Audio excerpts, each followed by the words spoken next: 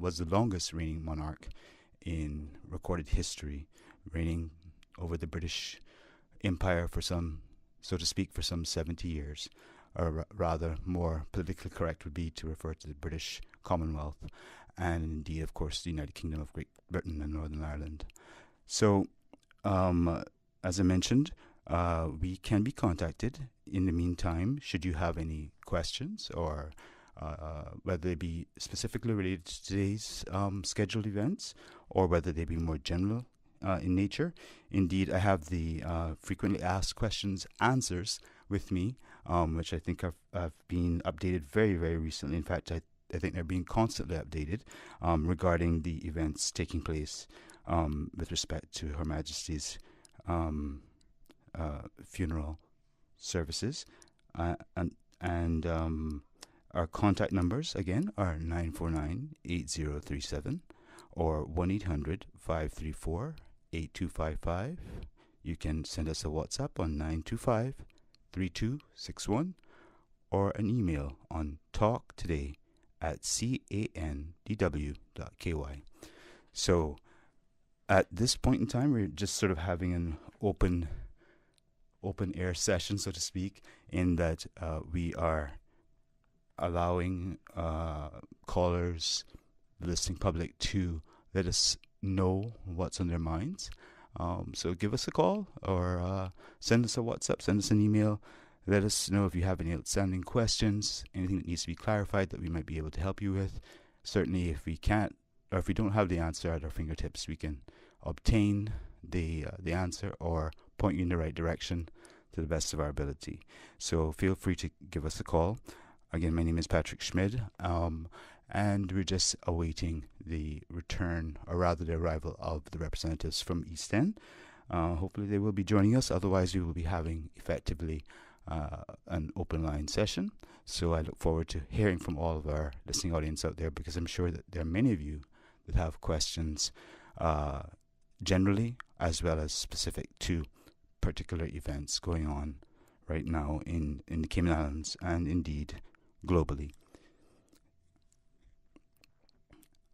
I think that we don't currently have any callers just yet. Maybe everyone is collating their particular questions. But what I should do, perhaps, is to mention a few important factors that we should all bear in mind in relation to protocols and so on that should be observed during this important time. Firstly, it is important to know that the proper reference for the Queen, now that she has passed, is to refer to her as Her Late Majesty Queen Elizabeth II. We, of course, now have His Majesty Prince Charles III, and so he is now the reigning monarch. And Queen Elizabeth, of course, served the public of the British Commonwealth and indeed of the United Kingdom for 70 years, having celebrated her Platinum Jubilee this year. She first came to the throne in 1952 with the official coronation in 1953, and she reigned until her passing on the 8th of September of this year, sadly. She has, in fact, visited the Cayman Islands. The first time was in 1983. I think that was shortly after her Silver Jubilee, if I'm not mistaken. And then again in 1994. She saw a great deal of change, as you can well imagine, over those 70 years, both at home and through as a result of the Second World War. Indeed, throughout the decades that she was on the throne, we had the technological revolution that has effectively changed our way of life and facilitates a lot of what's happening right now in terms of your ability to reach out and ask people questions and get answers at the speed at which we're able to. And a significant and important point to be made is that throughout all of the changes that took place, she was consistent. She was a symbol of stability throughout the world. She was truly the embodiment of what one expects of a monarch, insofar as the stability that she provided was impeccable, and she was truly a leader in every sense of the word that many other world leaders sought to consult with at various different times, including, of course, various prime ministers of the United Kingdom. And it's important also to note that as a result of her passing, there will be some changes. Most things will, I think, by and large, remain the same, insofar as the way in which the both the United Kingdom as well as its remaining overseas territories, such as the Cayman Islands, will continue to be governed in the same manner. But there will be changes, because of the fact that we now have a king instead of a queen. But with that having been said, I will leave you there, give you a few more moments to think of those questions that you're going to be bombarding me with. And we're going to break for a commercial break at this moment. We'll be right back with Talk Today. Thank you very much. Busy, busy, busy. Feel like there's not just enough hours in the day.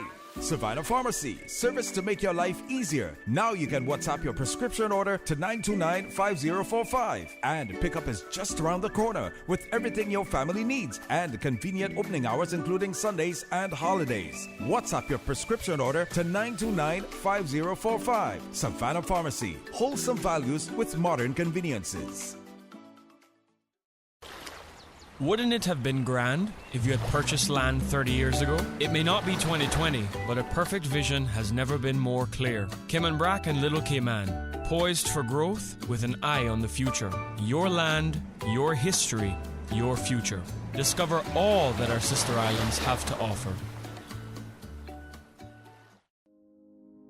The best investment you can make for your business is in your employees. So why not make the Chamber of Commerce Training Center a partner in your success? Studies show that professional training and development is the key to retaining employees, increasing productivity, and improving profit margin. Grow your business with the Chamber and choose from 5 different course categories, each designed to improve skills and increase knowledge to meet the needs of an ever-changing business climate. Visit caymanchamber.ky for a list of courses or call 949-8090 for more information. Make the Chamber your training partner.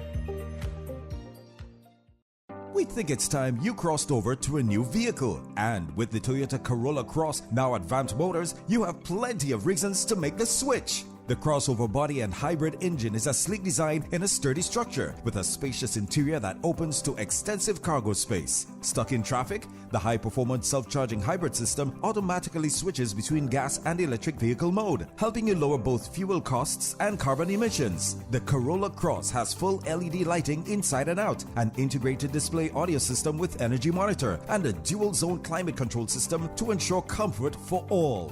Test drive the new Toyota Corolla Cross Hybrid today at Vant Motors, Walkers Road.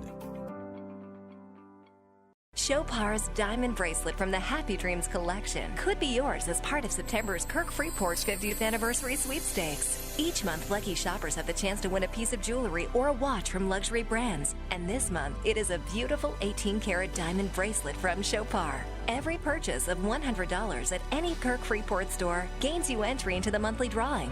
Next up, October's prize is the Omega Seamaster. Are you feeling lucky? View all the prizes at kirkfreeport.com. A message from Rotary Central out of respect for the passing of Her Majesty Queen Elizabeth II. Gumball Rally 2022, the charity event organized by Rotary Central, scheduled for this Saturday, September 17th, has been postponed. Gumball Rally will be rescheduled. All completed entries will be honored. We join our community in mourning our sovereign lady. God save the King. Radio Cayman News. The country has entered a period of national mourning. It is with great sadness and sorrow that we learn of the death of Her Majesty Queen Elizabeth II. Her loss will be keenly felt. I remember when she came and visited, the excitement that brought. I'm in London right now and everyone around me has been talking about it. Taking her place on the throne is her son, King Charles. God save the King. Radio Cayman. Your voice, your choice for today's biggest news. Listen to the general public. Your thoughts are just a telephone call away. 1-800-534-8255. What the public is saying. Let your voice be heard. And now, Radio Cayman's Talk Today. Good afternoon and welcome back to Talk Today. My name is Patrick Schmidt. I'm sitting in for Sterling Dewey Banks. It's a pleasure to be here with you on this Wednesday afternoon. We have not yet been joined by any guests, but that's quite all right because we know that there are a lot of listeners out there who have questions, either regarding the events surrounding the passing of Her late Majesty Queen Elizabeth II, or indeed whether you have other topics that are on your mind that you wish to discuss. By all means, please do give us a call or send us a message so that we can assist you in whatever way you may require. What I will do in the meantime, as we await our next guests, is that I would like to take this opportunity just to advise of some practical or pragmatic aspects of the planning and expectations in terms of the protocols surrounding the events relating to the marking of the passing of Her late Majesty Queen Elizabeth II.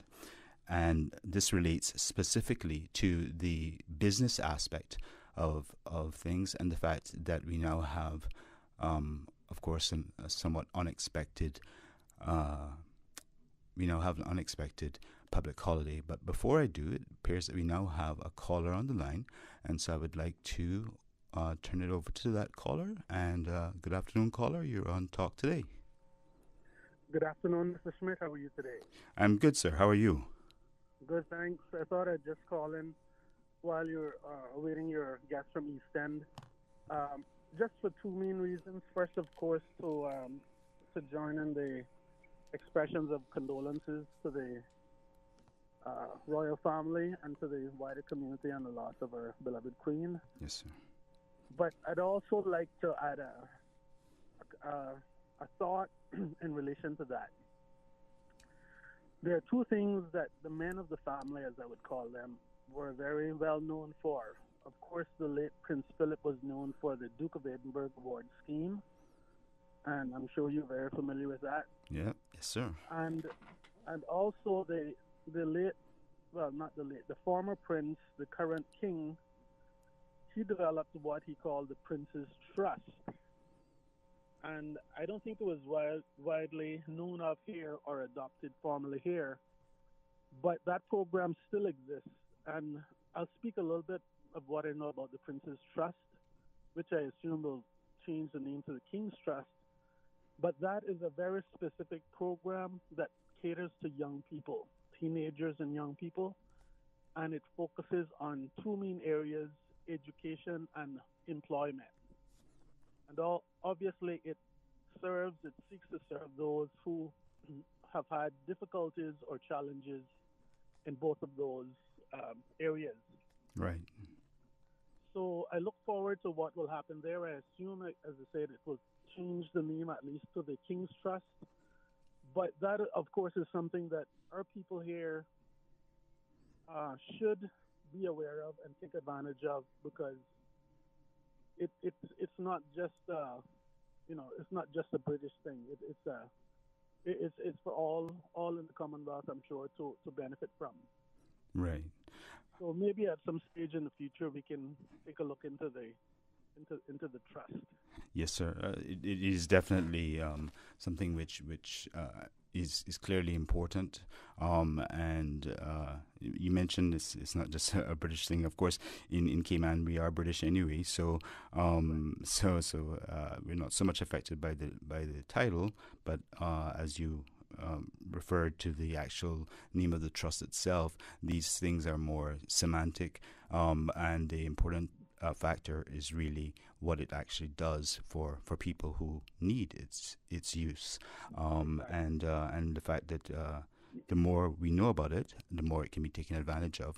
I just wondered, sir, do you happen to know whether the Prince's Trust, because I believe this is the case, although I would have to double check the point, would you happen to know whether the Prince's Trust actually sponsors other organizations, and therefore you don't know it in the same way that you would know, for example, the Duke of Edinburgh Award Program? Because I know that... Sorry, pardon me. You go ahead, sir. No, there's a short answer to that, and that is I don't know, not that I'm aware of. It does involve or invite participation by parents as well, of course, of the young people. But I'm not sure if it sort of links into wider organizations, although I don't see any reason why it couldn't. Right. And so in the form that you know it, presumably in a UK type setting, it has set up its own facilities and so on and so forth or programs in order to manage these types of issues relating to education and employment for younger persons. Right. I think it's more exactly, but I think it's more facilitating it and encouraging it than managing it. But yeah, it's along the same vein. And by the way, I'm sorry I misspoke when I said British. I should have said UK instead of British, as you correct. Quite all right, sir. I was just teasing. Right. Well, those are both very important points for us to keep in mind, of course. And so I definitely thank you for your contribution. Is there anything else that you wanted to add, sir? Or any questions that you might have? Well, there's so much that I could say. I was officially working as a photographer for both of the royal visits in 83 and 94. There's so much I could talk about, but that's not why I called now. Right, fair enough. So you're dating yourself a little bit then. Well, yeah, I was just in 83. I was just out of school a couple of years. I was working with the government at the time it was the Cayman Islands News Bureau, which later became the Government Information Services. So that was one of my first assignments, and then followed up with 94, but also other royal visits by members of the royal family. That's right. We've had quite a few royal visits from the British royal family, as right. I recall. I know that the late his Royal Highness Prince Philip came out for or in relation to the Duke of Edinburgh celebrations one year. I believe it was in the mid-90s or so.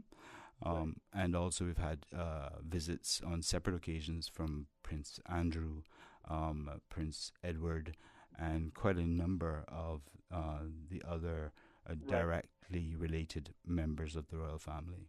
Right, Princess Alexandra, for example. Yeah. Yes, sir. That's correct.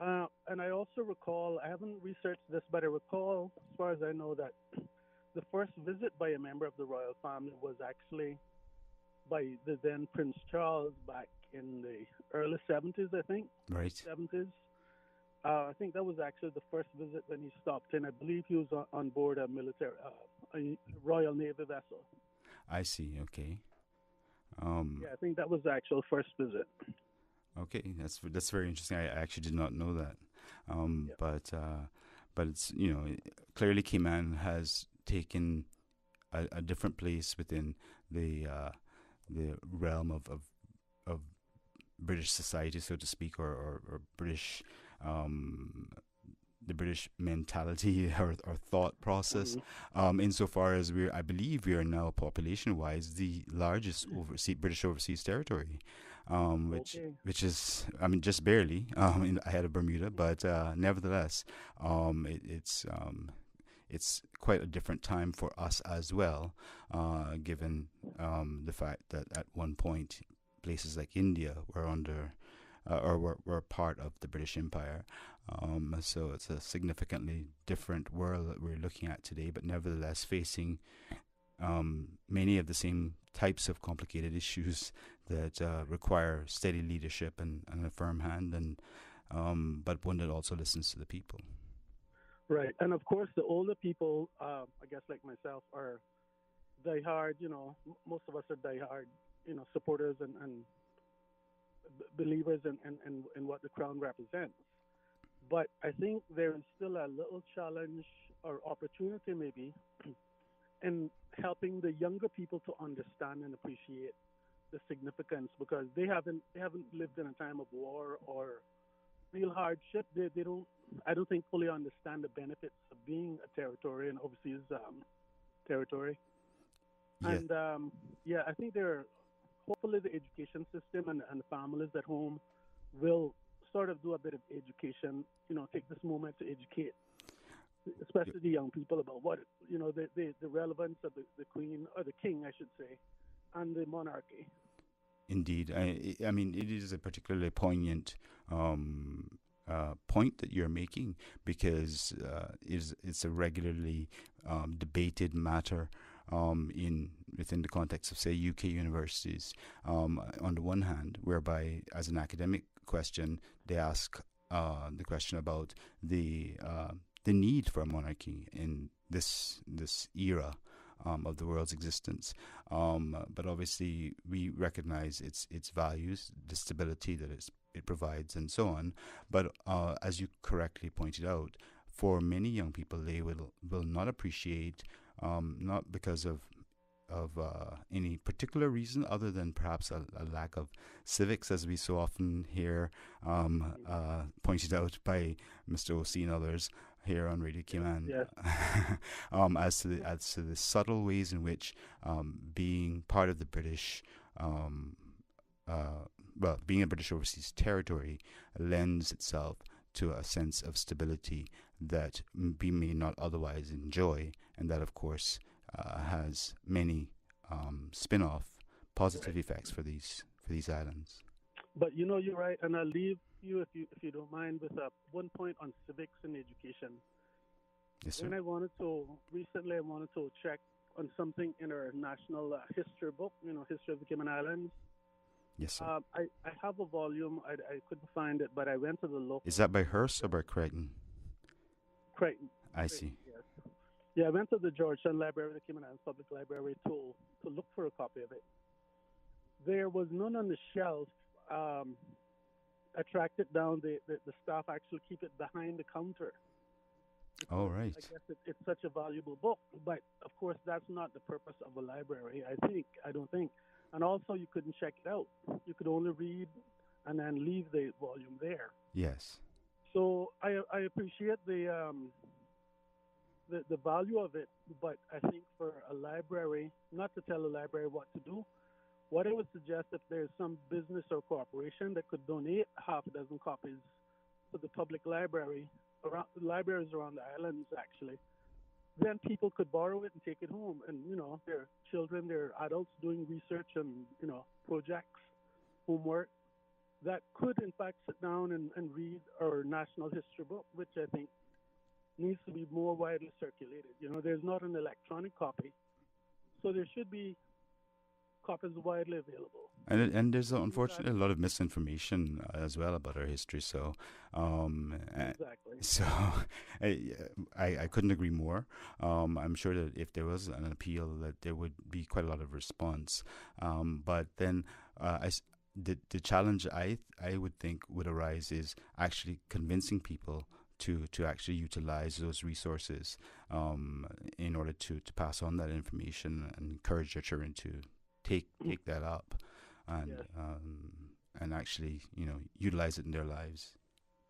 Right, and it's so big. Of course, it wouldn't be suitable for a 7-year-old primary school child, most of them anyway. But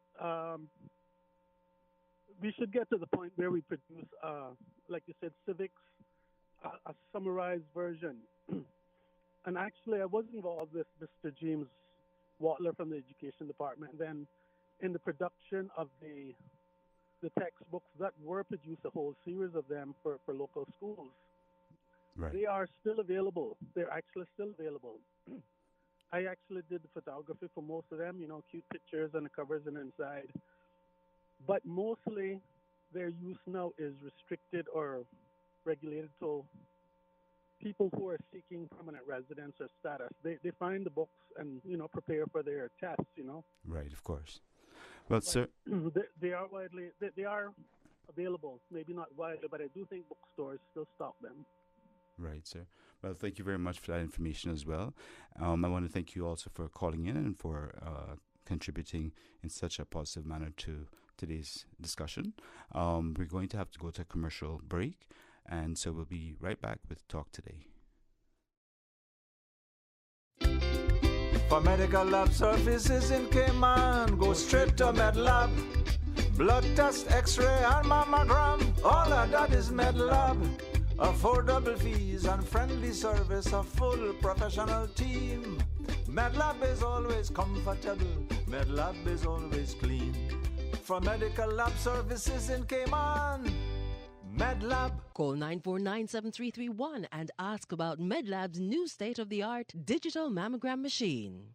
When you're craving something big, something tasty that gives you that lip-smacking satisfaction, something that hits the spot, there is nothing better than a footlong from Subway. It's pretty tasty. Filling and full of flavor. Try our new sweet onion steak teriyaki with a twist. Or the classic chicken teriyaki. Top it with green pepper, onions, cheese, and that sweet onion teriyaki sauce, all piled on your favorite artisanal bread. Satisfy that craving with a footlong from Subway. Fresh, delicious, tasty, meaty. Let's make it a meal with a drink, chips, and cookies. There is nothing better than a footlong from Subway. Make your house into a home.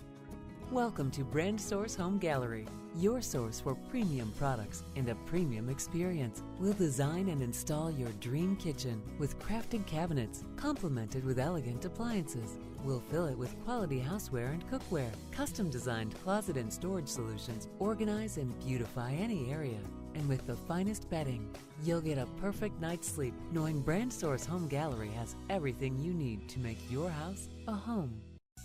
At Doctors Hospital, we know life happens, and usually when you least expect it. So when unexpected medical issues arise, you need quality care close to home. Located in the heart of Georgetown, our accomplished team of physicians and medical staff treat minor urgent conditions such as migraines, chest and abdominal pain, shortness of breath, burns, broken bones, open wounds, and more. 24 hours, 7 days a week with no appointment necessary. Peace of mind is important when life happens. At Doctors Hospital, we're always here just for you. Need to speak to someone? Call 949-6066. Important customer notice. BAF Insurance would like to advise their valued clients that the BAF Insurance office on Dorsey Drive, Industrial Park, will be closed on Friday, September 16th to facilitate a staff retreat. BAF Insurance will resume normal business hours at 8:30 a.m. on Monday, September 19th. For more information, call 814-2545 or visit mybafsolutions.com. Listen to the general public. Your thoughts are just a telephone call away. 1-800-534-8255. What the public is saying. Let your voice be heard. And now, Radio Cayman's Talk Today. Welcome back to Talk Today. My name is Patrick Schmidt, and I'm sitting in for Sterling Dweeney Banks. It's a pleasure to be here with our listening audience. Unfortunately, we have not had the pleasure of our first group. I'm sure they're probably going to reschedule and come and see you at a more appropriate time. But at the moment, we have a call on the line, so we'll go straight to that call. Good afternoon. You're on Talk Today. Good afternoon, and welcome back to our host today. Hello. Good afternoon, ma'am. How are you today? I'm okay, thank you. And so am I. I didn't quite hear you at first, so that's why I hesitated in answering. Okay, so it was just welcoming you back. Oh, thank you. Okay. What would you like to talk about today, ma'am? My contribution today. Yes, ma'am. As you have mentioned, lots of changes are going to need to be made. It's not just going to change because of change's sake. There are lots of changes that are going to have to be made. You made that comment in your introduction today.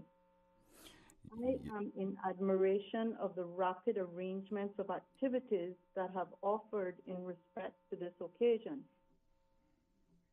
And based on your comment of all the changes that are needing to be made, what more appropriate time will there be to set a mental and an academic mindset for the students of these islands than on Monday, the 19th of September, 2022, if life is spared?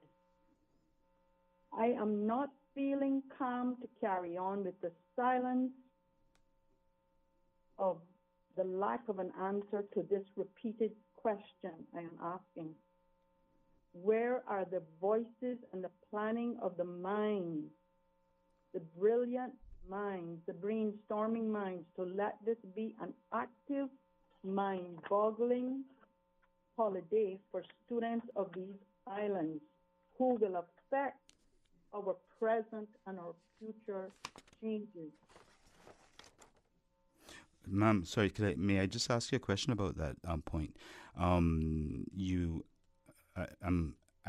quite certain that you were listening in when the representatives from the cabinet office were here on Monday, and Ms. Richards in particular, I believe, spoke to the fact that they're doing quite a few or making arrangements for quite a few events in conjunction with the schools, and also Mr. Alfonso Wright mentioned that fact, as well as the cabinet secretary himself. So may I just ask, are you speaking about something different from what they had mentioned? Yes, sir. And okay. I appreciate your answer, but I want a direct answer. If we can come up with these brainstorming brilliant ideas of change of lights, change of protocol, change of how we speak, terms and dress, we can come up with brilliant ideas of how our children are going to be affected by the holiday on Monday. Here we are complaining. The last caller just got off the radio saying where we cannot find the history book. Who doesn't know what's going on? We have lots of foreign teachers. We can't expect these foreign teachers to come in and teach our children what they need to know when it's our responsibility to let our children know the immediate circumstances and what this occasion is all about. Yes, ma'am. It would be interesting to have a survey to our school students to see how much they have listened to since the 8th of September up until today.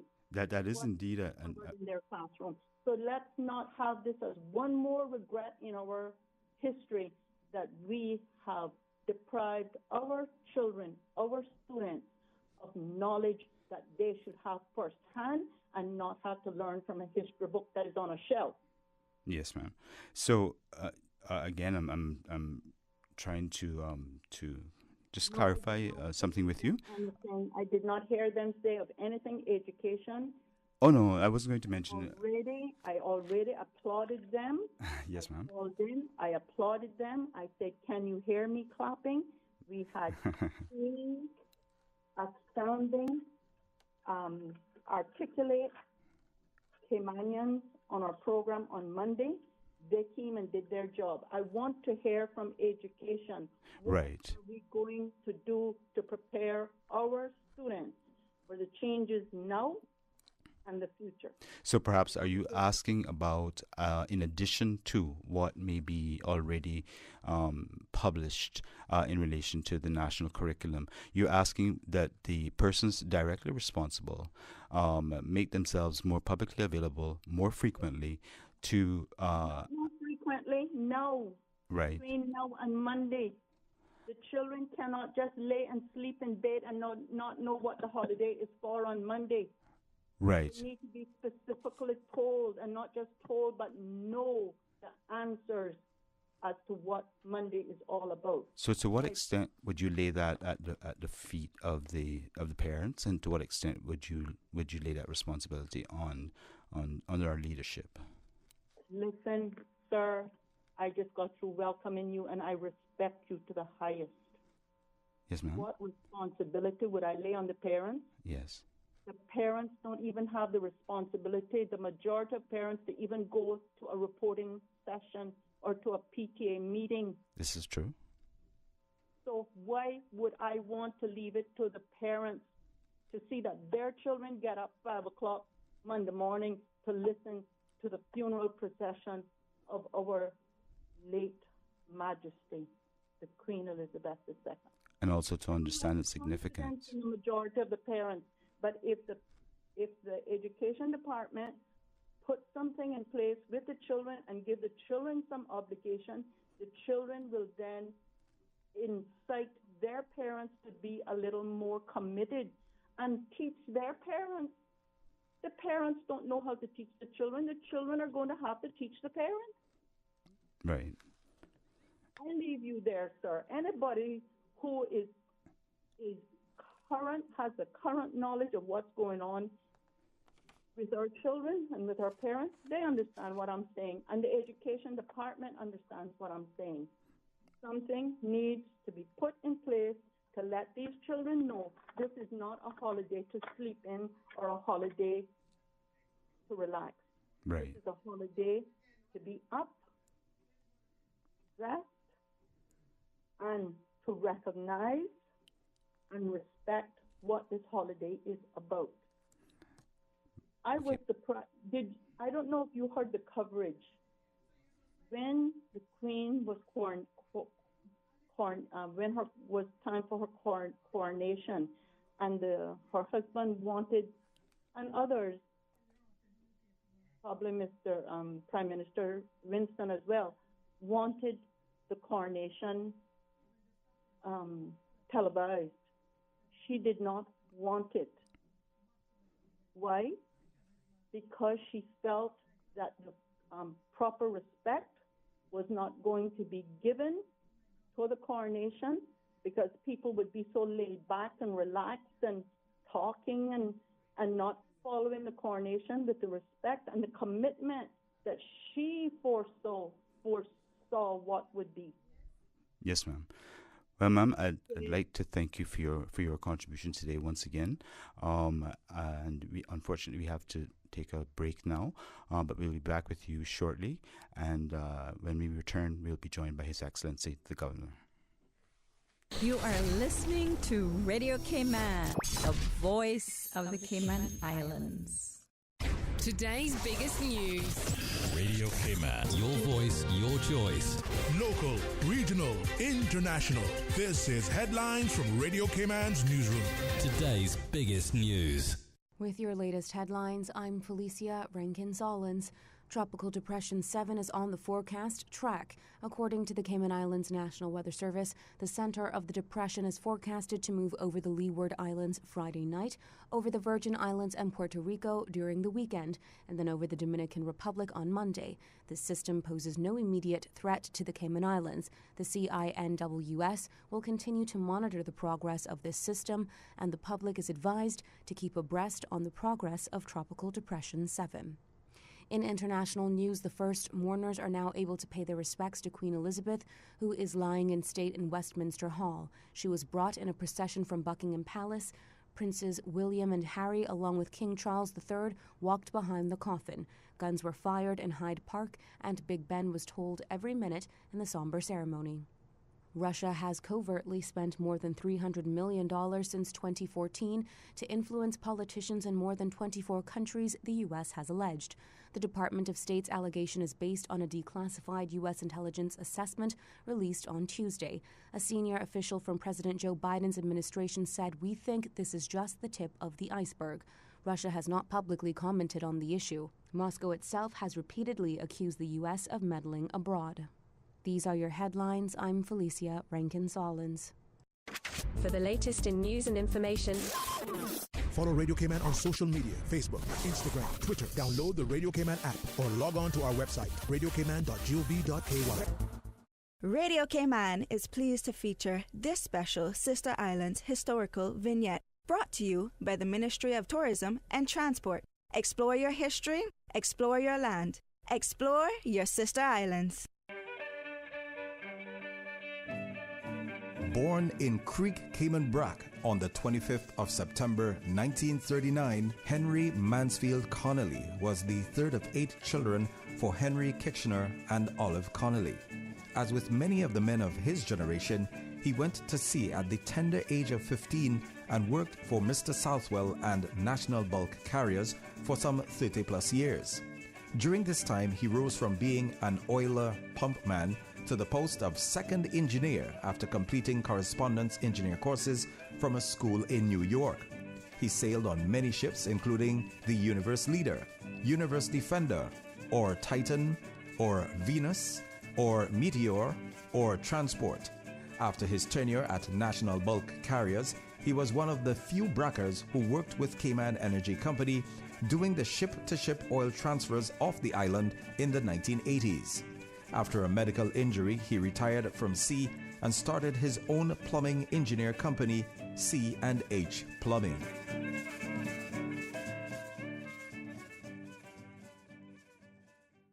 Radio Cayman is pleased to feature this special Sister Islands historical vignette brought to you by the Ministry of Tourism and Transport. Explore your history, explore your land, explore your Sister Islands. Explore your history, explore your land, explore your Sister Islands, the ultimate staycation experience. Your culture, your freedom, the land that time forgot isn't gone. It's your Sister Islands. Discover all that our Sister Islands have to offer. Did you know that ValueMed Pharmacy has a free online prescription service? Managing your health and medical requirements has never been easier with ValueMed. Simply visit value-medpharmacy.com. That's VALU-medpharmacy.com and click the Refill Prescriptions tab on our website. Fill in the information for new prescriptions or refills and choose your preferred pickup location. ValueMed on Walkers Road or Town. Then bring in your original prescription from your doctor when picking up. There's no need to stand in line and wait for your prescription. Save time and pick up prescriptions at your convenience by visiting value-medpharmacy.com. That's VALU-medpharmacy.com.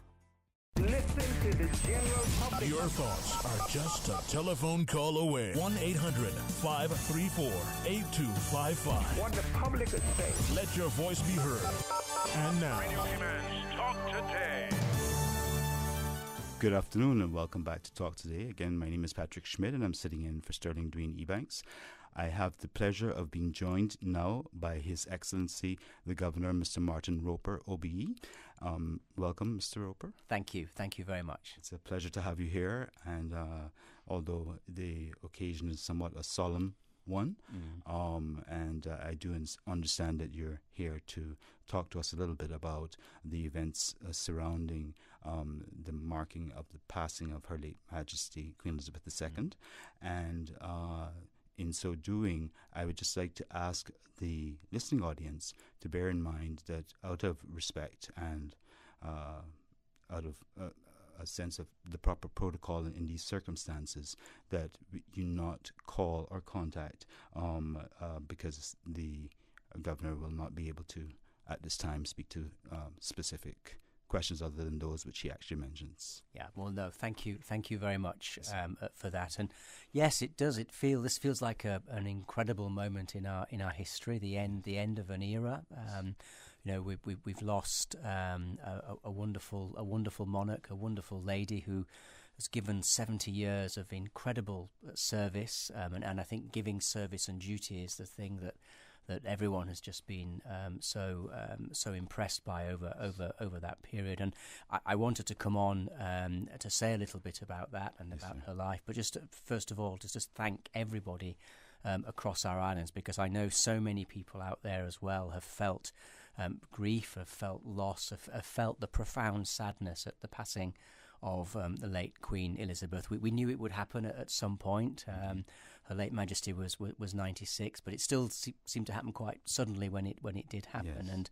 But there've been so many expressions of sympathy and condolence, and so many messages that have gone to London that I've received directly, and I just want to say thank you to everybody. I thought we had a really touching and moving session of Parliament on Monday, where all members of Parliament spoke, and there were some incredibly eloquent, really high quality speeches talking about Her Majesty, and I thought that was really, really excellent. We were able to organise that, and of course we all have sort of quite mixed emotions because there's this profound sadness at the loss of someone who's been in our lives for so long. There's 80% of people probably don't ever remember a time without Her Majesty, but at the same time we also celebrate her life, the life she led, and we proclaim a new king. We have King Charles III, and that's also a celebration and a joyful thing to proclaim a new king, and that's how our constitutional monarchy works. But it does mean that our feelings are somewhat sort of mixed up, and it's unsettling, I think, for people.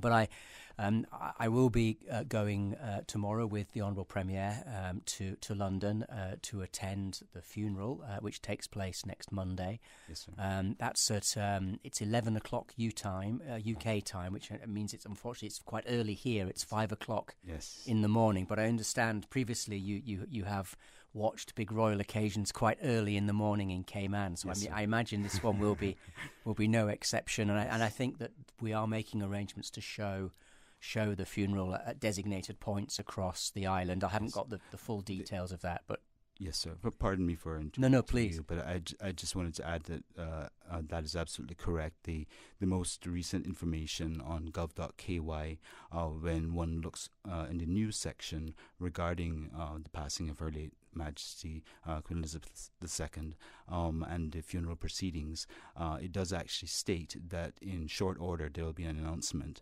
as to the locations where there can be a viewing of the actual live funeral proceedings publicly, and you're absolutely right that to the best of my recollection, I remember going to a large parking lot where there was a massive screen mounted. This was back in the days of satellite dishes and so on, and we watched live the wedding of the then Prince Charles, now King Charles III, and Lady Diana Spencer, as she then was. And so that was a coming together of the Caymanian people. And I think, as you already said, sir, that there's a great deal of loyalty to the British Crown here still. And I don't have any reason to feel that would change in any way.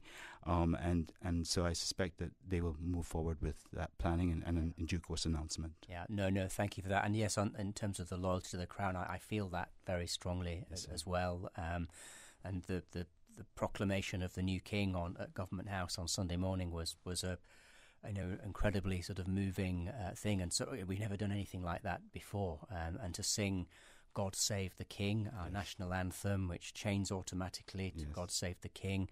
I think that actually, I know it brought tears to the eyes of many people who were singing that, because it brings home to you exactly the momentous sort of time that we're sort of living through with this. So yes, we'll be going tomorrow to the funeral, and the Overseas Territories are centre stage and very prominent in the arrangements. So there will be the funeral itself on Monday, right. But the night before, His Majesty King Charles hosts a reception, and both the Premier and I will be going to that reception at Buckingham Palace. I see. There'll also be an opportunity for us to do the lying in state at Westminster Hall.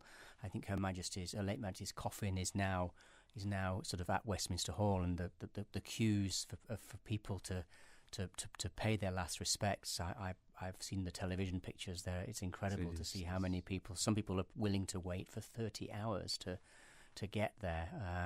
So we will have an opportunity on Saturday to pay our respects and at Her Majesty's coffin in Westminster Hall, and our spouses, Lizzie, my wife, and Mr. Panton's wife Jane, they're also invited to be part of that. And I understand the head of the London office, Dr. Tasha Ebanks, is also invited to do that, which is excellent.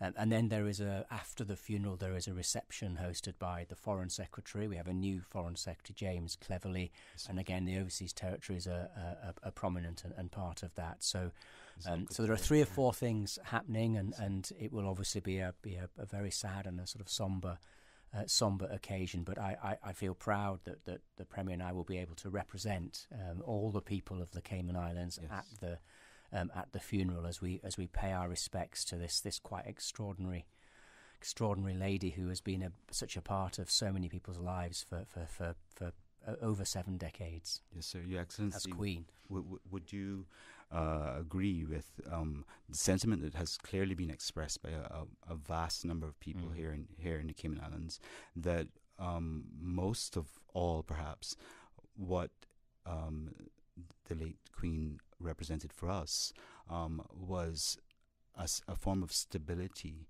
and constant proactive leadership that was unmatched worldwide.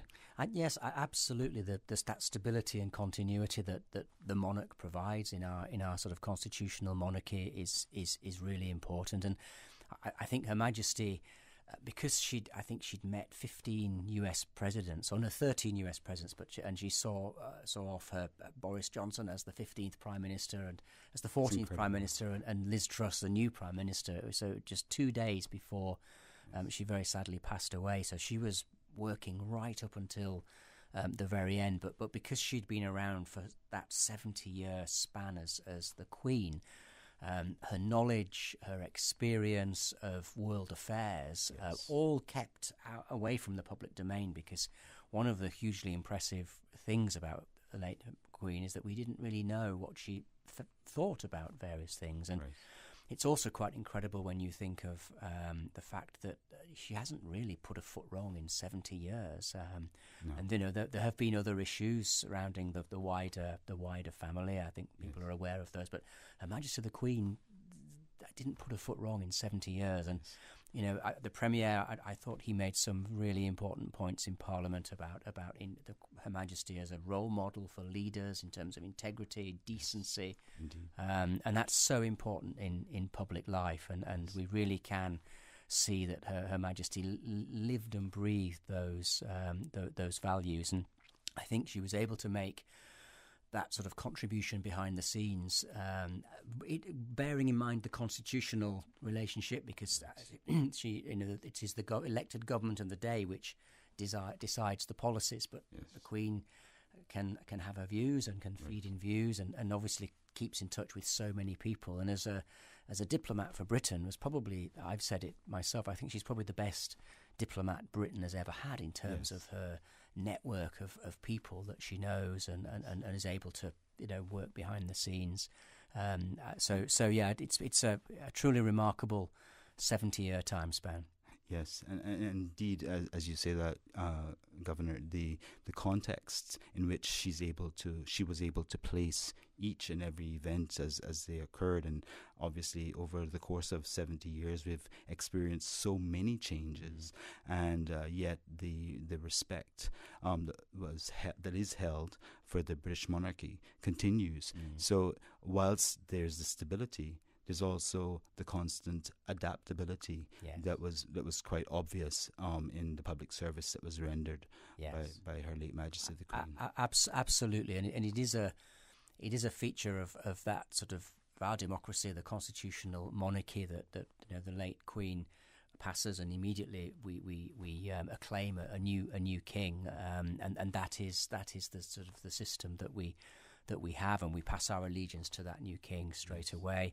And of course, he's been to Cayman, and we were delighted that the then Prince of Wales and Duchess of Cornwall came to Cayman. It's over 3 years ago now. It doesn't seem possible that it was 3 years, but that was a wonderful visit, and I think it had a very big impact on him. He was overwhelmed by the reaction that he got and met many people as they travelled across the islands. He also went to Cayman Brac and Little Cayman, so they visited all three islands, which I was very keen to ensure that he did do that. But so that I think that gives us I mean, I've obviously spent a lot of time with him on that visit. I've met him previously, and I'm very fortunate to have met Her Late Majesty 3 times. And the sort of steadfastness and the support for the overseas territories is what comes through very, very strongly. And I do believe that the UK-Cayman relationship is in very, very good shape. I think very strong, and the royal family have played a really pivotal role in helping to create that sort of goodwill and that confidence and that trust. And I think he will be an absolutely outstanding king, and I think we will see that in the years to come. Indeed, sir. I think it's fair to say perhaps that the clear understanding of people and the emotional intelligence that involves, but definitely maintaining relationships and being able to change with those relationships as external factors influence those relationships, but nevertheless maintain cordial relationships with people around the world. And in fact, you mentioned just a few minutes ago about the long queues of people waiting to go and see Her Late Majesty in state, laying in state. It's indicative of the fact that she was very widely loved in her own country as well, of course. And so it's not something which is unique to Cayman. It's indeed a global event. And one other thing I just quickly mentioned is that what stuck out to me in particular of all the various addresses and messages sent by national leaders, President Macron from France, I heard a part of his speech, and he said, that addressing the British people, he said that he was your queen. To us, she was the queen. The queen, yes, and quite impressive. It is. No, that's a lovely anecdote actually. Yes. And I think that really very nicely sums it up so well, because yes, this is a real difficult, sad time for the UK, for the overseas territories, but it is she's a global phenomenon. So popular all over the world, and I think just that longevity, the time that she's been there, the way she's got to know so many people, and she said as a 21-year-old, which we quote it a lot now, but she devoted herself to the service of people in the UK, people in the realms, and people in the overseas territories, and she succeeded in that in an incredible way. I mean, she really did serve her people, and she was just. She was an ever present, and she had a way of at national crises or big tragedies. They would just find the right words. I recall, during COVID, she gave a televised address to the nation, and she just used the phrase "We will meet again," which was it's a Vera Lynn song, but that just captured this sort of sense of we're all going through a really difficult time with COVID, and we're all in lockdown, but we will meet again. We'll get through this. We can be positive. And of course, she was right. We did get through COVID. We have put all that behind us, and we are all meeting again. So I think that she just had this really incredible way of relating, and I think His Majesty Charles III, I think he also has exactly that same sense. I thought the speech he gave here in Cayman 3 years ago, when he espoused his sort of concerns around the environment and climate change, but he did that in a way which was very, very sort of delicately and sensitively put.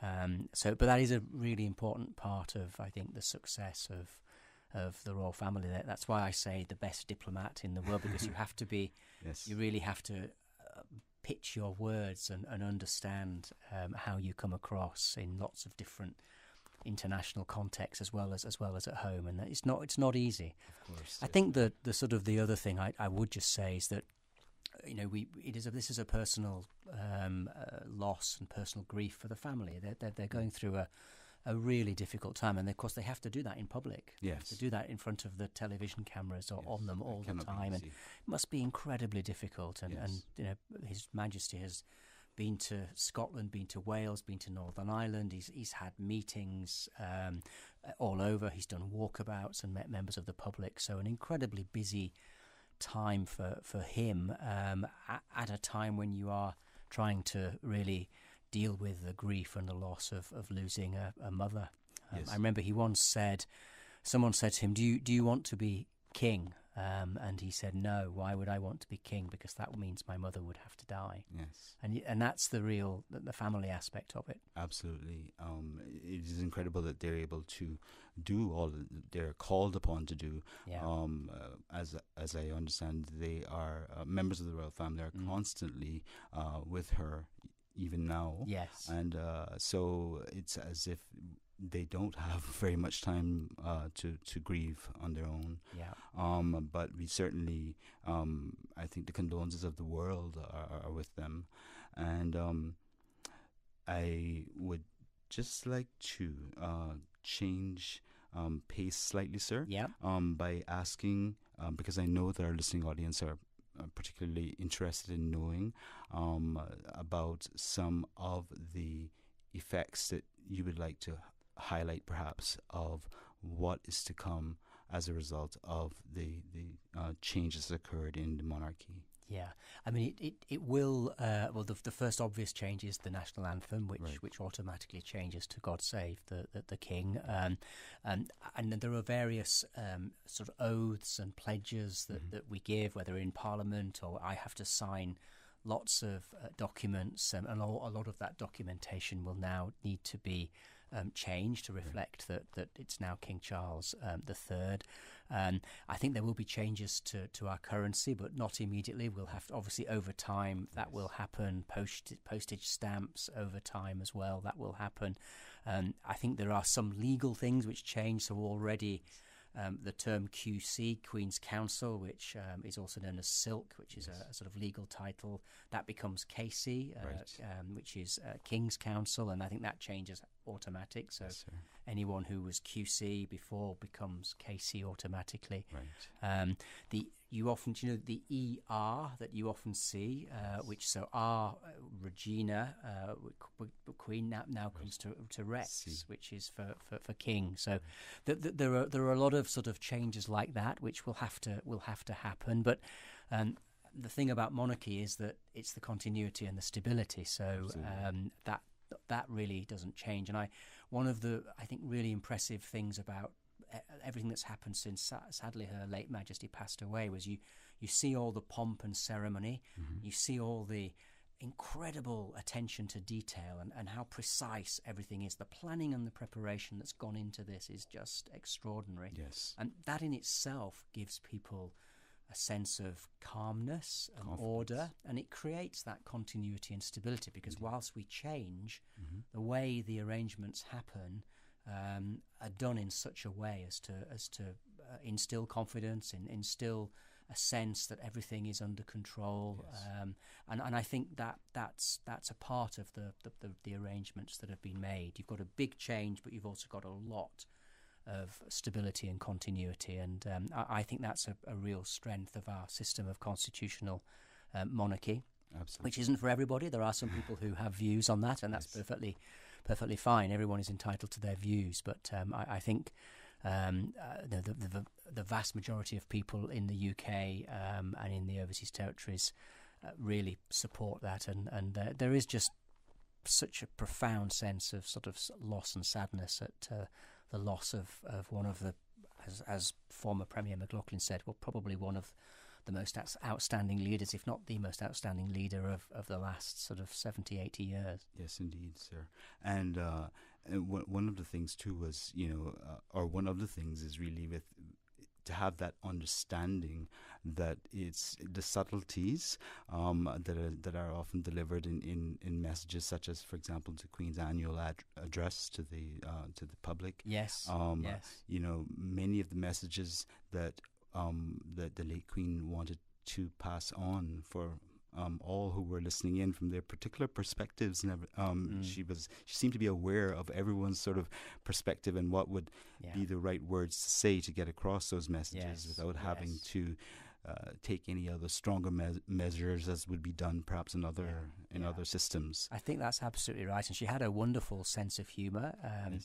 And she also had an amazing way of putting you at ease. It's quite scary, quite frightening to have an audience with Her Majesty, and she knew that. So she really did help people feel at ease and used humour to make you feel relaxed. And then you had a very sort of fun and really enjoyable conversation. My last discussion with her was as Governor of the Cayman Islands, and she was recalling details of the visits here, and we discussed all of that, particularly when she came with the cast on her arm because she'd had a fall from her horse just before her visit, so she a really wonderful lady, and I think we are all feeling great sort of sadness, but it is a great privilege to be able to go to London and be part of the funeral for this quite historic event. And I think that we'll have world leaders there from pretty much everywhere. President Biden has confirmed, certainly Macron and all the European leaders. I think there'll be a huge turnout of foreign leaders, plus the realms, the countries which retain the monarch as the head of state. Right. Will all be represented at very senior levels as well. Yes, sir. May I be so bold as to ask you what was said? If you can divulge that to make you feel at ease when you were appointed governor of the Cayman Islands and you went to have audience with the Queen. I think just she has she uses humour, so she sort of, I think she tried to on one occasion she was telling me about how and I think I mentioned this in Parliament as well. I won't say which country because I'm a diplomat, but a foreign military general had sort of said to her, "Why do you build your castles so close to the airport?" Of course, because the Windsor, the Heathrow is the flight path is very close. So she obviously told that to people as well, just as like an icebreaker or just a break. Yes. And it's a very funny story. Of course, the castle had been there for 1,000 years, right. so a little bit before he. So she just had that habit of just putting people at ease and trying to make you feel comfortable. Yes, and she succeeded in that. Yes, and she will definitely be sorely missed. She will. But Patrick, I thank you warmly for giving me this opportunity. It's been a pleasure to be interviewed by you. I think Dwayne is probably breathing heavily, given that you're strapping in his shoes and breathing down his neck. But a pleasure to be interviewed by you, and thank you very so much for making the time to come here and be with us today, sir. All right. We really appreciate it, and we hope you have safe travels, and also obviously share in your representation of our condolences to the royal family. Well, thank you very much. I appreciate that. Thank you again. Thank you, sir. Okay. We're going to go to a commercial break now. We'll be right back with Talk Today in just a few minutes. For medical lab services in Cayman, go straight to MedLab. For a full range of medical services, pleasant, clean and comfortable environment, no long lines and affordable fees, visit MedLab at the Smith Road Plaza. Open Monday to Friday, 8:30 a.m. to 5 p.m. and half day on Saturdays. Call 949-7331 to make your appointment. For medical lab services in Cayman, MedLab. Ask our professional team about the benefits of cutting-edge technology with MedLab's new state-of-the-art digital mammogram machine. A caring and community spirit, cherished family and cultural values. These are some of the things that still embodies the Caymanian way of life in the Eastern Districts today. Savannah Pharmacy, your neighborhood pharmacy, located in Countryside Shopping Village, is delighted to offer products and services of real value. Whether it's catering to your family's medical needs or carrying apparel, gifts, and beauty products, Savannah Pharmacy provides you with more than just prescriptions. Remember, they're always just around the corner with everything your family needs and convenient opening hours, including Sundays and holidays. Savannah Pharmacy. For more information, call 946-3336. The Lions Club of Grand Cayman's annual Delano Hislop Memorial Journey for Life returns Sunday, October 2nd. 5K walk, 10K run, and 25K ride. Registration fee is only $25. Join your community and help raise awareness for prostate and colon cancer. For more information, visit Lions Club Facebook page or call 938-7223.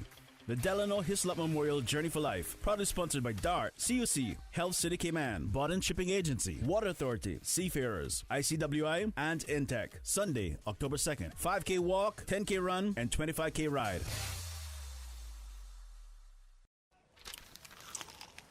Excuse me, I noticed you from afar. Really?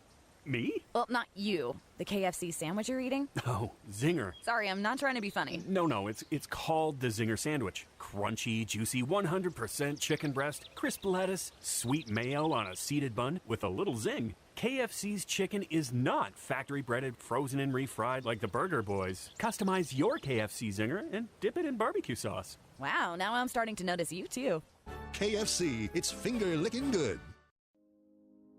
The best investment you can make for your business is in your employees. So why not make the Chamber of Commerce Training Center a partner in your success? Studies show that professional training and development is the key to retaining employees, increasing productivity, and improving profit margin. Grow your business with the Chamber and choose from 5 different course categories, each designed to improve skills and increase knowledge to meet the needs of an ever-changing business climate. Visit caymanchamber.ky for a list of courses or call 949-8090 for more information. Make the Chamber your training partner.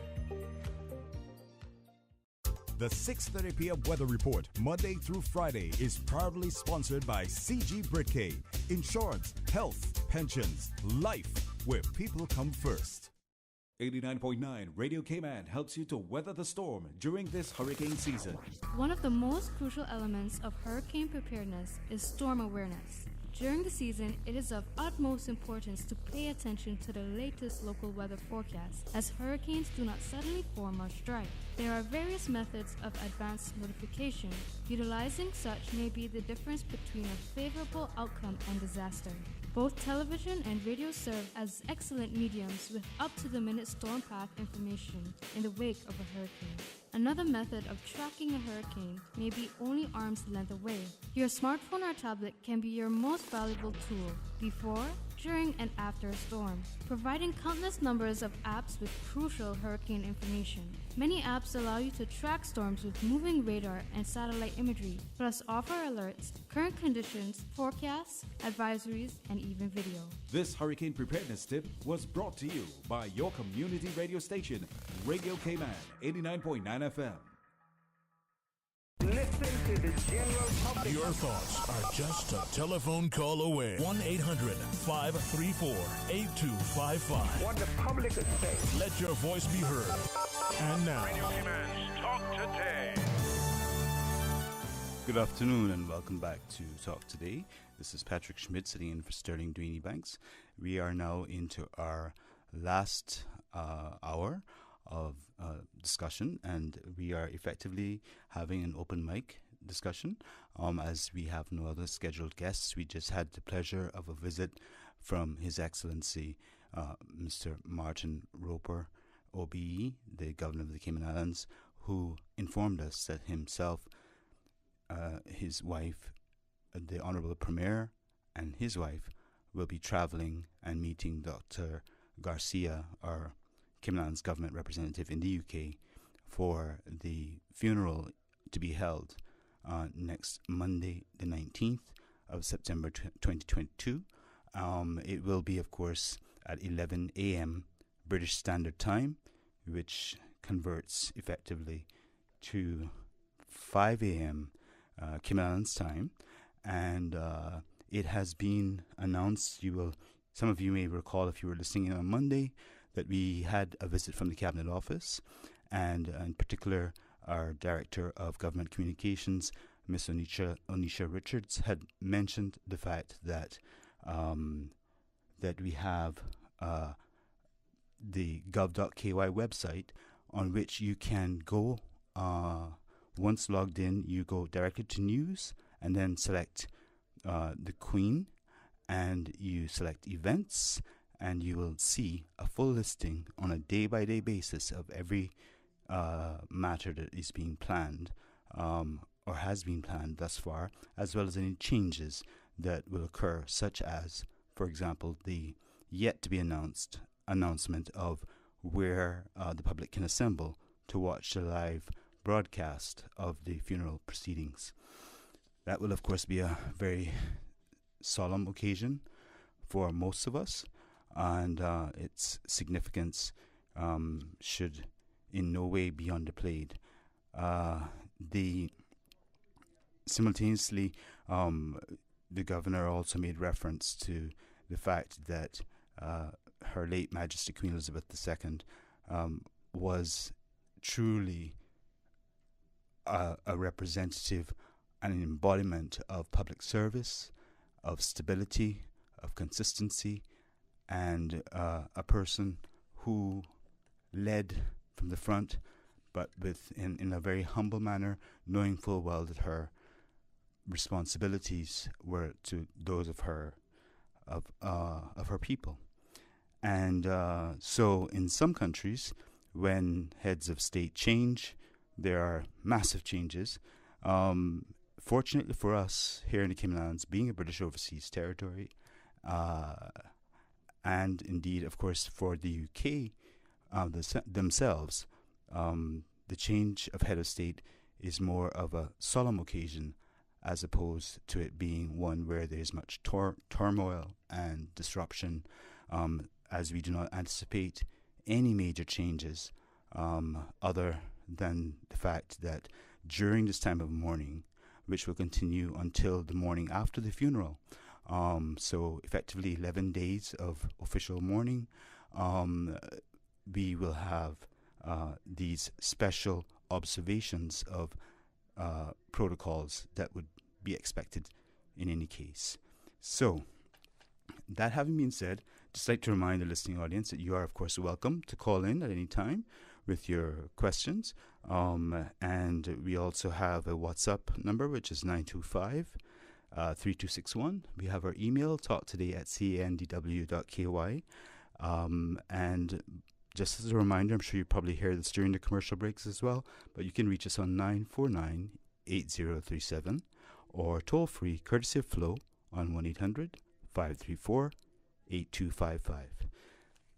Since we don't as yet have any calls on the line, I think the governor was quite clear on the points that he was making, but there are some specifics I'd like to go ahead and mention because they do affect a number of people in the community, and so there may be some people who are either not aware or have not yet had the opportunity to look at the frequently asked questions and the answers provided through the government communications system, and indeed through the Cabinet Office, who is leading the way on this particular effort. And so there are some major events that were scheduled to take place around this time, and there have been some significant changes to those events. I'll just quickly make mention of as many of them as I can until our calls start bombarding us again, which we're looking forward to hearing from you with any questions that you may have. Indeed, if you have points that you'd like to make, share condolences, or indeed raise any points that are not directly related to the current topic, that would also be part and parcel of what we do here on Talk Today. Without further ado, therefore, I'd like to mention that the Caribbean Tourism Association and the Ministry and Department of Tourism is hosting at the Ritz-Carlton Hotel between the 12th and the 15th of September a conference. The main activities are planned to go ahead, but the social engagements are being modified and or muted as a mark of respect for Her late Majesty, the Queen. Caribbean Aviation Day, planned for the 14th of September. It will not be cancelled. It is hosted by IATA, that is the International Air Transport Association, the Ministry and Department of Tourism, as well as and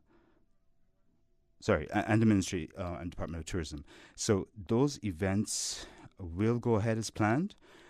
And again, social engagements will be modified and or muted as a mark of respect. The Miss World Cayman Islands pageant, 17th September, will be postponed but not cancelled.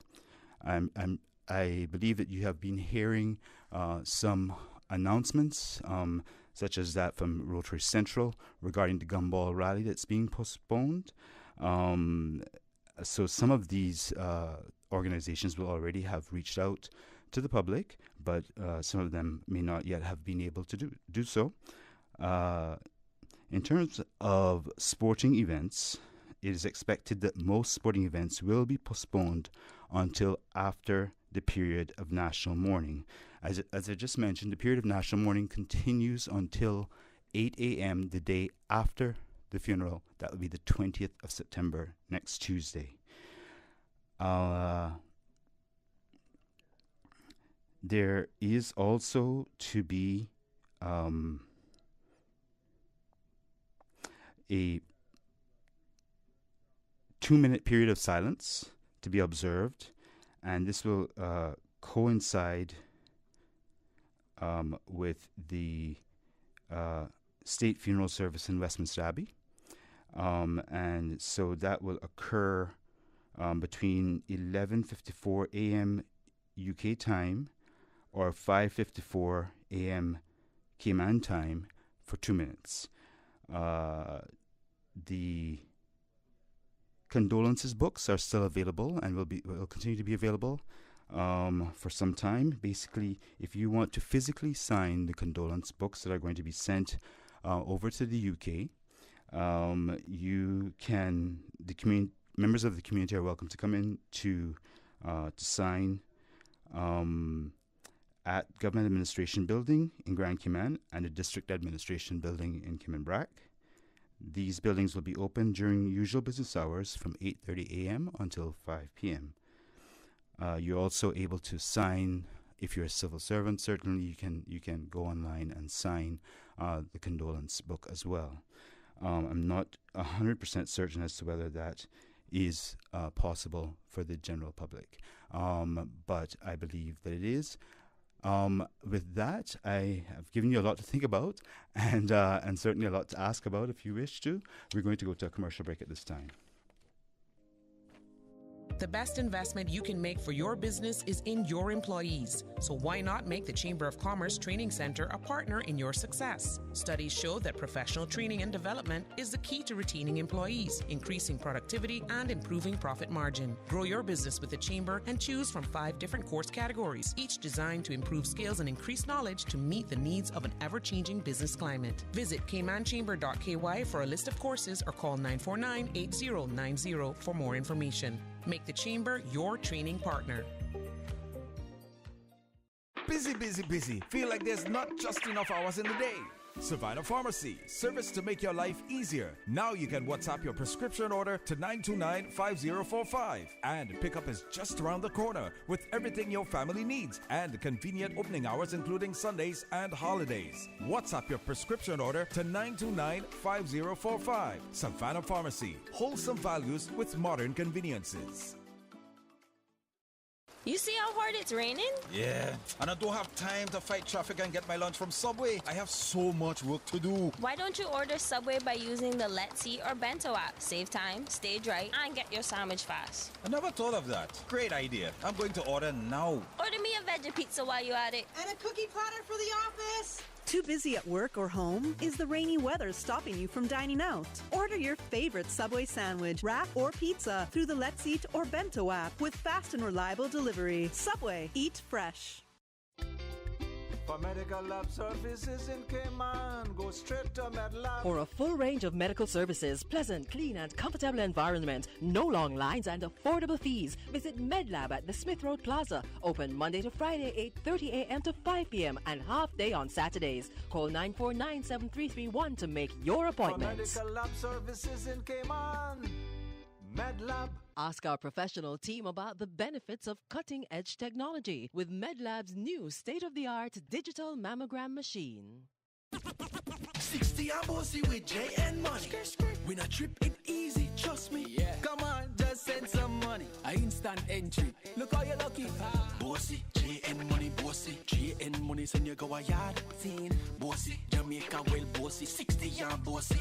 We well proudie. Celebrate Jamaica 60 with Jay and Money for a chance to win a dream vacation for two to Jamaica, including airfare, resort stay, and more. Send money for a chance to win. Your loved ones will also be entered for a chance to win a brand new car. Competition runs from now until December 24th. Jay and Money 60 and bossy enough. Call 345-945-2014 for details. Available at Jane Money locations across the Cayman Islands. Bossy, Jamaica well bossy, 60 and bossy. No Jam bank account required. Plan for a safe school year ahead with the Security Centre. From planning and prevention activities to protection and migration measures to response and recovery actions, together we can create a safe and happy school experience for Cayman students. The Security Centre is protecting your world. Learn more at security.ky. It always seems impossible until it's done, said Nelson Mandela. Join me, Rashana Hides, your reigning Miss World Cayman, as I pass on my crown to the new queen who will represent Cayman at the next Miss World pageant. Join us on Saturday, the 24th of September for a night of celebration and competition at the Hartwell Theatre for the annual Miss World Cayman pageant. Cocktails at 6 p.m. with a 7 p.m. start. Tickets are available on ticketsplus.ky. Join us as we crown our new Miss World Cayman. Your Radio Cayman 6 p.m. news, Monday through Friday, is brought to you by Logic. Your life connected. Talk today. But I do have some questions. Talk today. Cayman Islands' foremost listeners' participation program. Talk today. Because there are more questions than answers. What the public is saying. Waiting to take your calls right now. Sterling Dwayne Ebanks. Good afternoon and welcome back to Talk Today. This is Patrick Schmidt sitting in for Sterling Dwayne Ebanks. So I'm sorry Sterling's not here, but you'll have to suffer it out with me. So with that said, I would just like to remind the listening audience that we are, of course, discussing the main issue for the Cayman Islands right now, which is the passing of Her late Majesty Queen Elizabeth II, and indeed the funeral, which is coming up on Monday, the 19th of September, at 11 a.m. British Standard Time.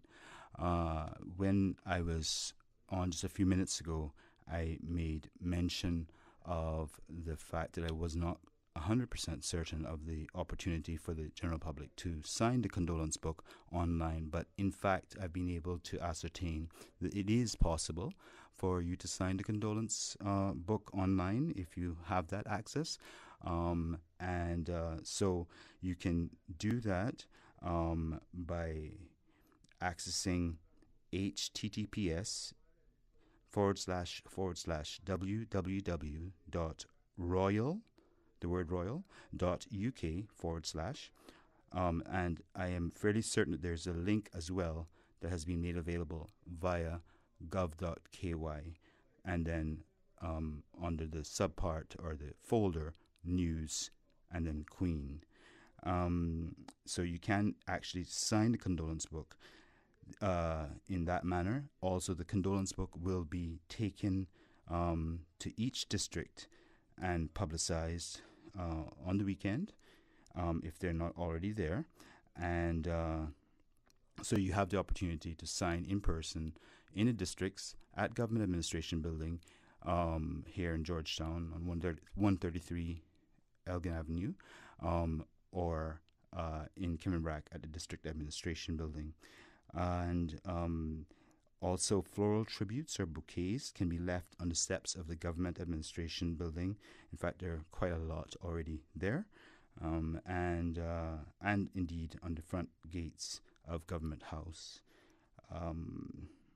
As you have just heard from His Excellency the Governor, he and the Honourable Premier will be leaving to represent the Cayman Islands there at the funeral services, and also at Lancaster House for the event to be hosted in memory of the late Majesty, Her late Majesty Queen Elizabeth II. That will be hosted by, of course, King Charles III, as he now is. So, I think in fairness, we need to just all remember that the Cayman Islands are very much a part of the British Commonwealth, and as such, there are a great deal of persons who are very emotionally affected by the passing of Her Majesty the Queen. Most of us have not known any other monarch but Her Majesty, Her late Majesty, pardon me, and as such, it comes as quite a surprise because most of us perhaps never even imagined that would even occur in our lifetimes, but yet life has marched on, and we now see the passing of the proverbial baton, so to speak, but that is also symbolic of the fact that in addition to the stability and consistency that we are provided by the constitutional monarchy system or monarchical system, we also have to respect the fact that in Cayman there are persons who are very emotional about this and who deserve their time to mourn and their freedom of speech and freedom of thought and freedom to just process what has happened. Without further ado, I'd like to go to, we have a caller on the line, I believe. Good afternoon, caller. Welcome to Talk Today. Yes, good afternoon. Good afternoon. Yes, you had a lady call earlier in regards to the holiday and the kids being home and so forth. You know, in regards to, in other words, they should be doing something more constructive and should be more towards this celebration of the Queen's funeral service. And I'm not going to pile of details, but I just called to say that. Sorry, ma'am. Pardon me for interrupting you. If you're on speaker, would you be able to take the speakerphone off? No, I'm not on a speaker. Oh, okay, pardon me. Okay. Please go ahead. I was thinking that for the kids to get involved in the Queen's funeral service on that day of Monday that we're going to have this holiday, I think that the school should request the children to do an essay when they come back to school. And the smaller ones who may not be able to put an essay together could probably draw pictures of the Queen and certain things, something that would make a mark on her, but more mainly essays for the high school children. I think that would be nice for them to do an essay when they go back to school Tuesday morning and pass them on to the teachers, and the teachers look at them, read them. It's going to be a lot if they do it, and read them and give them a good score to see what they really learn or what they have known about the Queen since they've been on Earth. You know what I mean? It sounds like an excellent idea, ma'am. And indeed, it could even form the basis of a conversation between parents and teachers, or at least between the teachers and the students, as to what the students actually understand to be the significance of the Queen or her late Majesty, rather. Yeah, I think something needs to be done like that. Later was there. I don't know if she would see one call a couple of days in regards to this like this emergency meeting sort of at the Parliament, you know. And some of the things she was saying, I really agree with her to a degree, but you know, everybody feel like so different when people die, and some people grieve more than others, and you know, all that kind of stuff, you know. But knowing she was our Queen first, I mean, I'm 66 years old, and I believe I know myself, you know, we have always been under the British, I don't know what you want to call it, you know. Yes. But, I just think that I think since 1674, so certainly during our lifetimes, yes. Definitely. I really think that they should the education department should request the teachers to tell the children that they must see as much as they can and learn as much as they can over that Monday holiday, because when you come to school Tuesday, we got to all write essays in regards to the funeral that Tuesday and what you have learned about the Queen and what she meant to you and meant to your island and your grandfather and your mother and so forth and so forth. Yes, ma'am. That sounds like an excellent idea, and if you have the opportunity, it may be well worth the time to pass that information on directly to the Ministry of Education, and indeed. You can email them and however you wish. Sir? Yes, ma'am. Sir, I am a bus warden. Oh, right. Okay, so you know how to reach them then.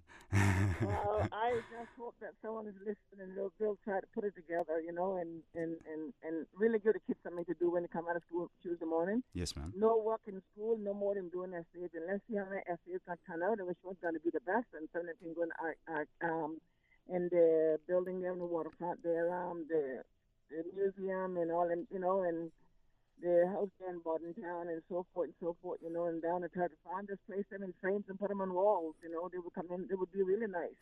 And the same kids can go back when they get 18 years old, 20 years old, and look back and I say, that's me, I did that, I said those words about the Queen.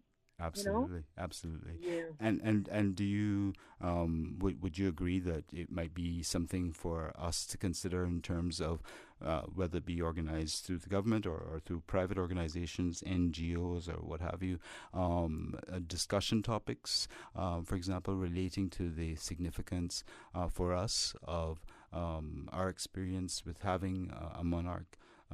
Such an impressive monarch, such as Her late Majesty Queen Elizabeth II, as well as the fact that we will continue with a monarch in the form of her son, who of course is His Majesty Charles III. I hope that everything goes well, that he will be the monarch, and we will, as I hope, as long as my eyes open, I hope that we'll stay just how we are, because I'm not really sure what takes to go independent, because I have asked that question numbers of times on a radio and I haven't really got an answer.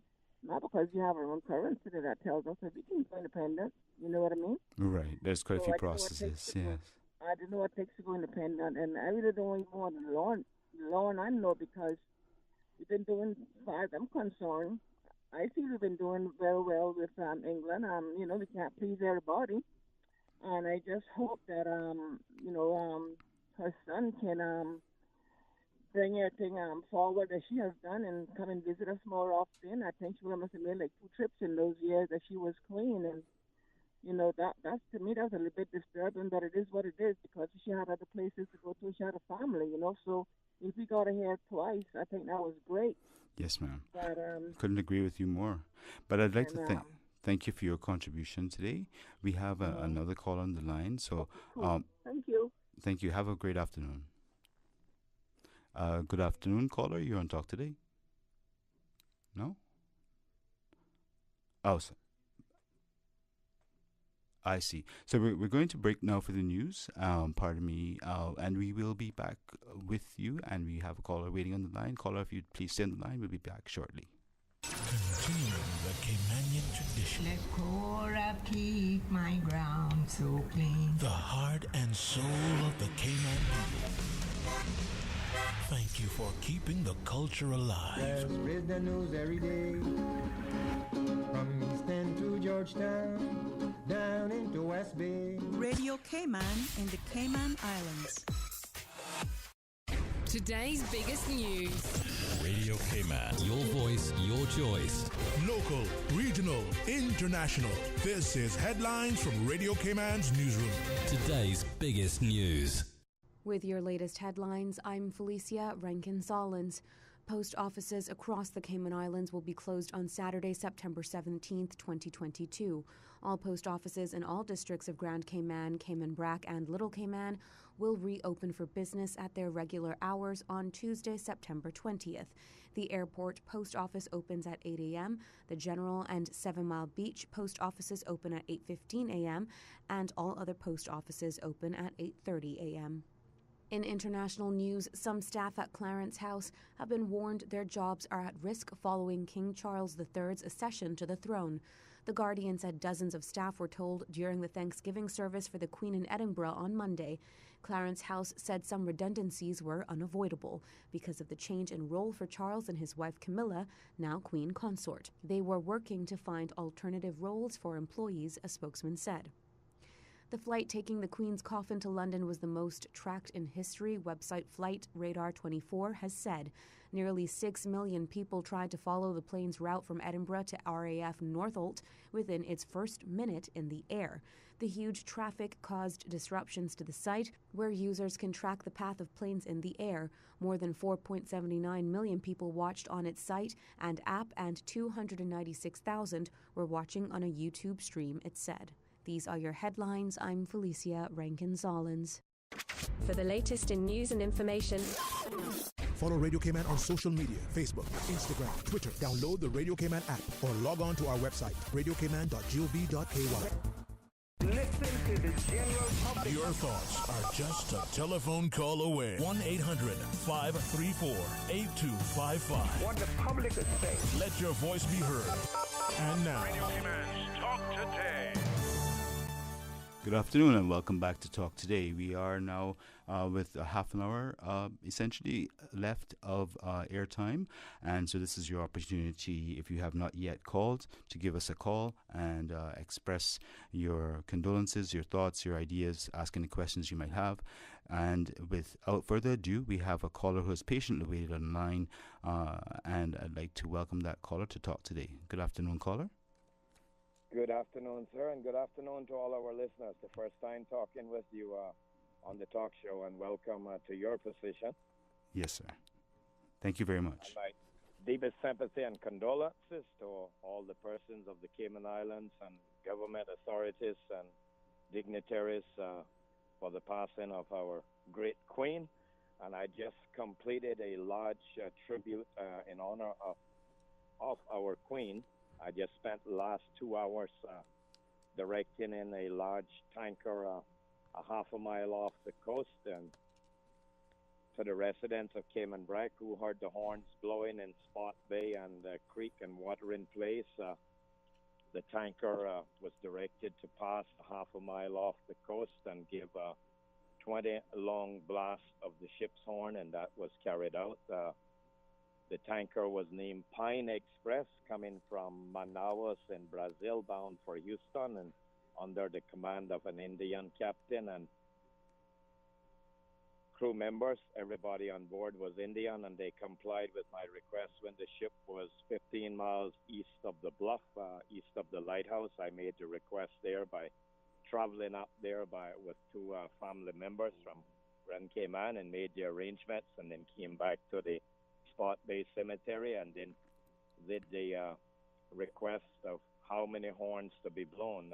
5 was blown off Spot Bay, Upper Spot Bay, Cayman Brac, and 5 was blown off the Holiness Baptist Church, Bethel Baptist Church, and the Spot Bay Graveyard, and 5 more blasts were given down off a Northeast Point, and 5 more was given off the creek. So a total of 20 ship horn blasts were given in honor of our great queen, and it's a total now of 75 horn blasts that have been given so far, because this is the number 6 ship that I has called in off Cayman Brac, and also honoring the oldest person as a remembrance.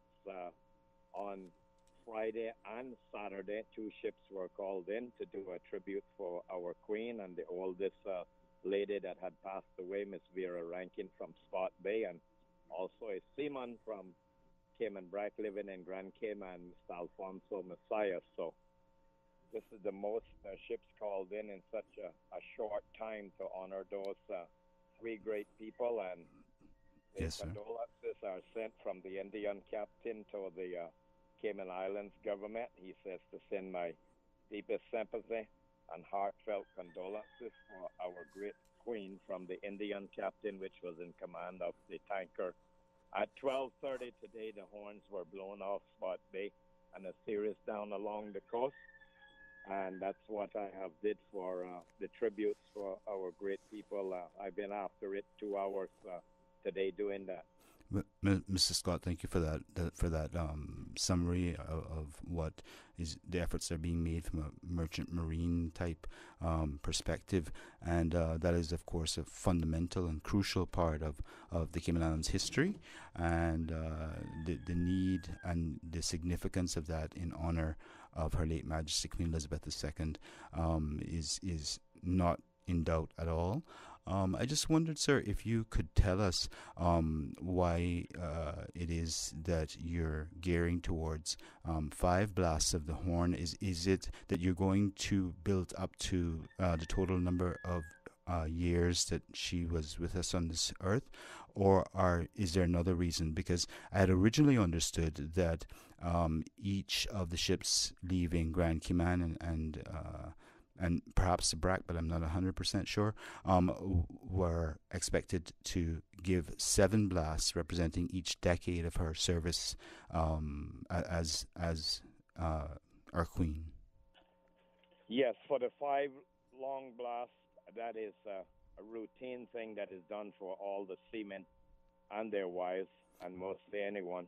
If someone had let me know about the 7 blasts, I could have had a series of 7 blasts done. And also, there should have been someone from some government department to record and have this laid down in history of what I was doing this morning or several times for the Queen, but there was no one available.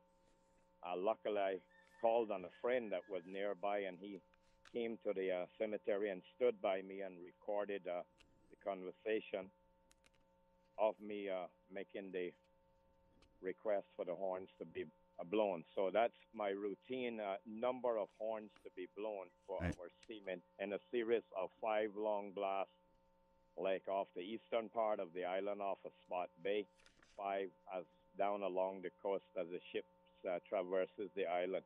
That has just been a customary thing of 5 long blasts in sequence. Yes, sir. I certainly appreciate that, and I appreciate the explanation as well, because I was just trying to understand the reasoning for that particular number, and given the significance, obviously, of the marine element of our history. But just with respect to your point on information regarding what is being asked of the ships departing from our ports, you can certainly get a confirmation from the Cabinet Office. So if you would give the Cabinet Office a call, you can reach out to Ms.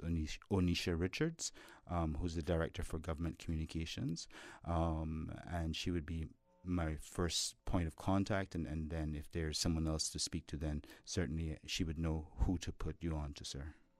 Okay, understood. I will have the next one to do the 7 long blasts in a series for the following tribute, and there's another ship that I have in mind to be passing by tomorrow north of Cayman Brac, and another one tomorrow night. I will do a few more, probably up to 10 ships I will do in a series. 10 ships total. Yes, sir. That's every day and every night, just about they're passing by Cayman Islands. Right now, we have the 6th biggest tanker in the world.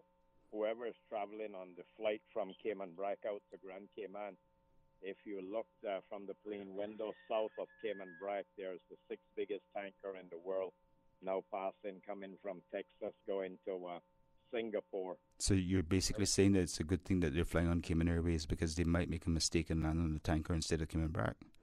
It's a huge tanker, yes. Just joking, of course, sir. But we always appreciate hearing from the BRAC. What is the general mood? And are you hearing much in terms of expressions of condolence, of sadness at the passing of the Queen, Her late Majesty Queen Elizabeth II? Is similar to Grand Cayman, where there is an overall sort of unspoken silence? Yes, there's people that mention it. In fact, I don't get about like how I used to actively in the community, because I don't have my driver's license now to to go around like how I used to before. I'm potentially disadvantaged in that fact. So I had a mishap almost 2 years ago, and that's what I'm faced with now. So sorry to hear that. And yes, I don't get around like how I used to. I have to actually hitch rides to get around, or go with the taxis, et cetera, to do all these special things for the Queen or for whoever, the seamen and all that kind of thing. And my livelihood is impacted tremendously with not being able to be actively and doing things, and that's what my living is. I depend on my driving, but I'm suffering difficulties from that now as well. Anyway, it's good, sir, that you keep a positive frame of mind, as indeed on occasions like this we all have to do. I just wondered, sir, I could take the opportunity to ask you if you had the pleasure of seeing the visit from our now King, Charles III, when he visited Cayman Brac. Yes, I did. I shook hands with him, and I have a photograph of me shaking hands and welcoming him here. So that was very outstanding. Yes, I have that in my possession now, a photograph of me shaking hands with him when he visited Cayman Brac. I have that for a keepsake. Excellent, sir. That's yeah, great that news. was up by the new swimming pool area up at the sports complex called the football field on Cayman Brac, and it was actually me and my son, Aliston, that did lots of work on actually jackhammering out or cutting out rock breaking that swimming pool hole, along with Mr. Perry Ebanks from Grand Cayman as well. We did mostly all of that swimming pool hole when it was being under construction, and I was there for the opening of that when I shook hands with him, yes. So one of the things that's remarkably historic about the fact that things continue to evolve and life goes on despite its many challenges is the fact that there you were, perhaps when you were working on the construction of that facility, you were not aware that shortly afterwards you'll be shaking hands with our future king. And indeed, that is what happened. And all of these things are becoming more and more possible for everyone that resides in the Cayman Islands, and that is a tremendous thing to look forward to as well, in terms of the opportunities available to us as a people. Yes, certainly, and also to say that the government has recently purchased a large piece of property adjoining the hurricane shelter property and the soccer field property all in one. I heard a figure of roughly 60 acres to increase that area, massive increase to the football field area.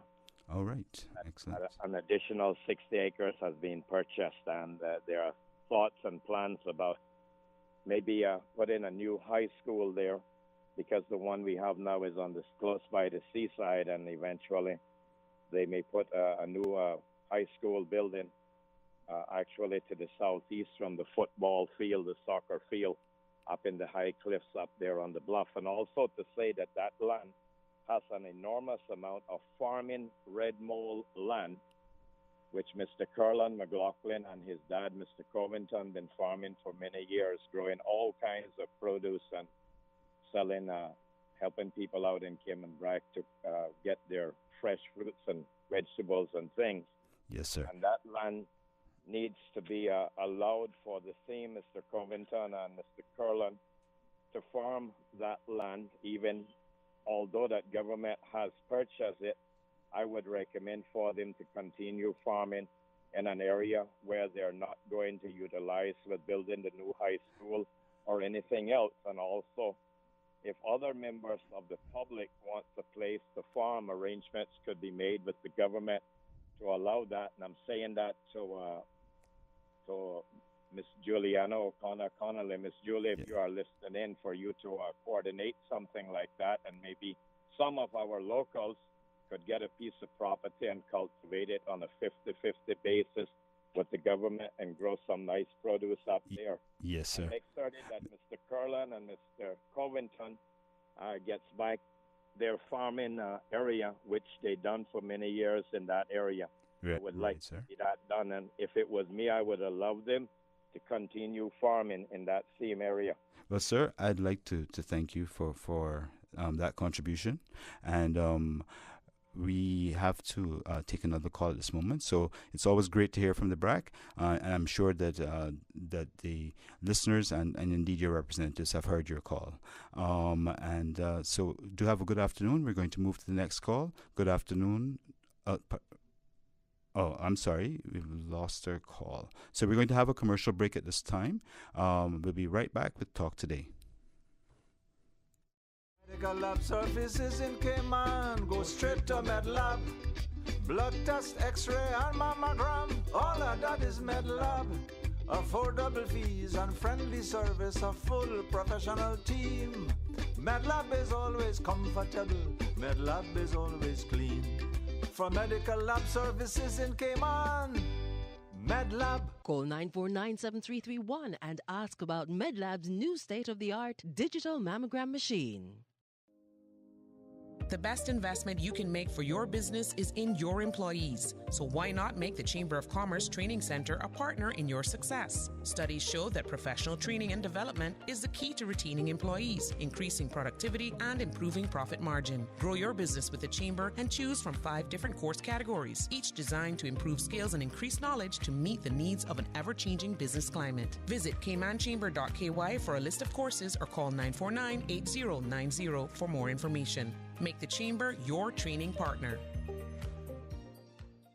A caring and community spirit, cherished family and cultural values. These are some of the things that still embodies the Caymanian way of life in the Eastern Districts today. Savannah Pharmacy, your neighborhood pharmacy, located in Countryside Shopping Village, is delighted to offer products and services of real value. Whether it's catering to your family's medical needs or carrying apparel, gifts, and beauty products, Savannah Pharmacy provides you with more than just prescriptions. Remember, they're always just around the corner with everything your family needs and convenient opening hours, including Sundays and holidays. Savannah Pharmacy. For more information, call 946-3336.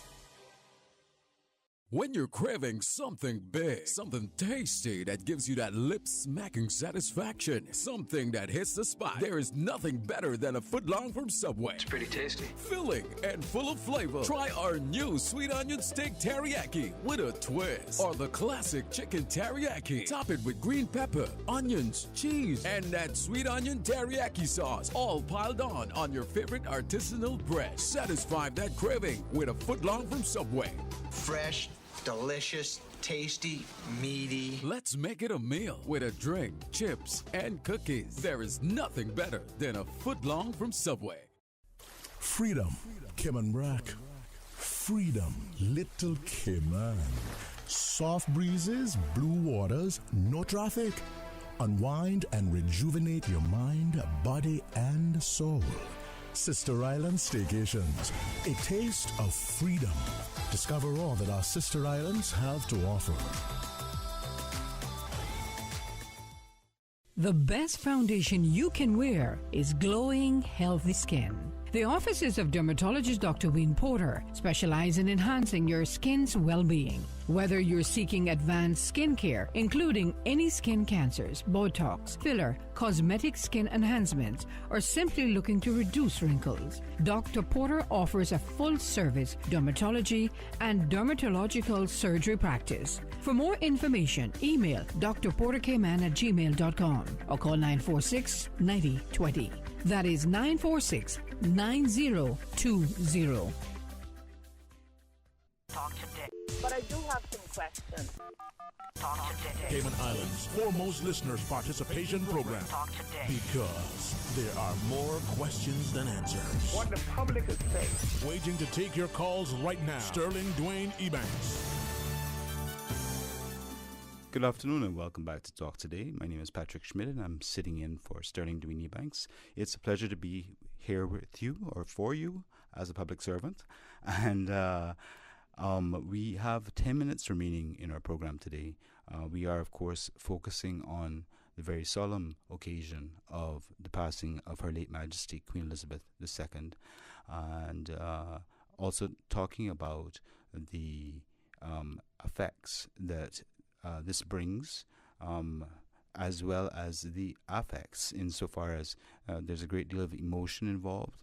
But in terms of effects, there are a number of issues which are directly affected, or should I say, programs or events that would normally take place, which are being somewhat more tuned down, for want of a better term, out of respect for the fact that we have just lost a great monarch in Her late Majesty Queen Elizabeth II. But the stability and the reason for the confidence that the Cayman Islands enjoys continues to be very much present. The head of state is now, of course, His Majesty Charles III, and like his late mother, he will be our head of state and will continue in the demonstration of what it means to be a truly stable and confident place in which to reside, what it means to be a monarch who has contact with their people and understands their people's needs and desires, and what it means to work with an elected government to ensure that there is consistency and adherence to the rule of law and to life as we know it, and we would like for it to continue to be. So I again would welcome you to call in if you have any last minute thoughts or questions, but would also, until you do, take the opportunity just to say that please remember that should you require any information relating to an event or indeed the events taking place, please do get in contact with the Cabinet Office, or easiest of all would be to access gov.ky, that's www.gov.ky,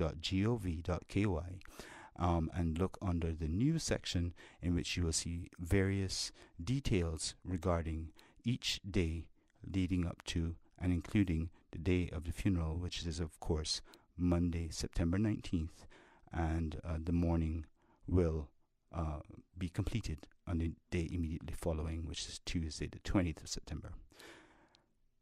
So, with all of that having been said, and given that we have no further calls, I hope that everyone is clear on what the protocols are, and the observance of those protocols that is required.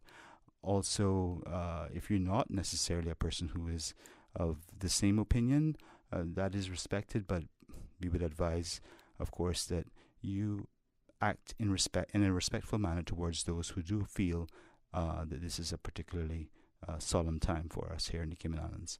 And so there will be other times when we can discuss things about the value of monarchies and so on and so forth, but this is not that time. So with that said, I'd like to thank you all for joining me today. Tomorrow, I believe Mr. Connor will be sitting in this chair, and so by all means, you should reach out to him if you have questions that occur to you by that time.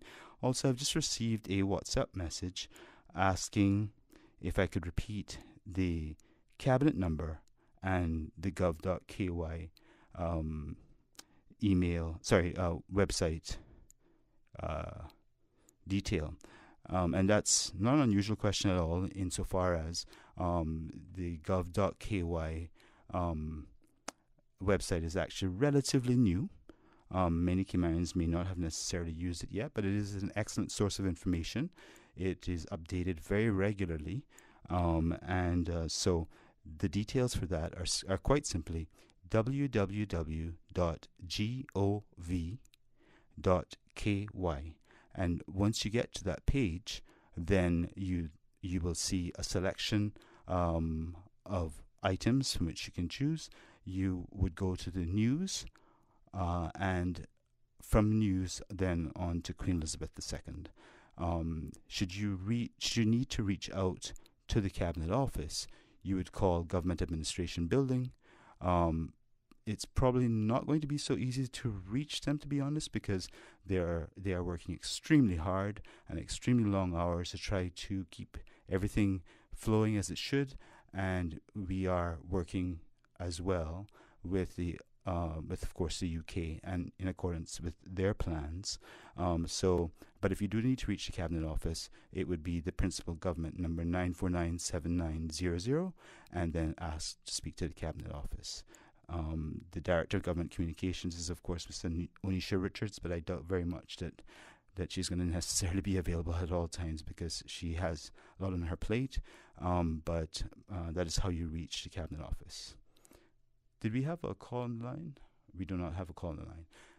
So, with that having been said, and there appear to be no other questions coming in on WhatsApp, I'd like to thank you all for tuning in today.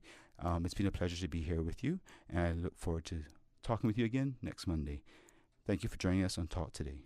Until then. Talk Today is brought to you by Subway, open 24 hours in Countryside, Anderson Square in Georgetown, and Centennial Towers in West Bay. And by the Ministry of District Administration, Tourism and Transport. Explore your history, explore your land, explore your sister islands. MedLab in Smith Road Plaza, your complete medical laboratory solution. Call 949-7331. And Savannah Pharmacy in Countryside Shopping Village, convenient